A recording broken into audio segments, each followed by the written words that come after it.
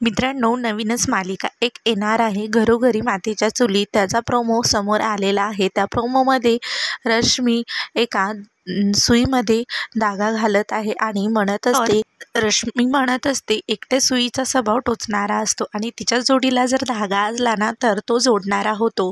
जर प्रत्येक घरामध्ये जशी सुई असते ना तसा धागा पण असतो, असं म्हणताना ती आपल्याला दिसत आहे. आणि ही मालिका 18 मार्चपासून रात्री 7:30 वाजता आपल्याला पाहायला दिसणार आहे स्टार प्रवाहावरील.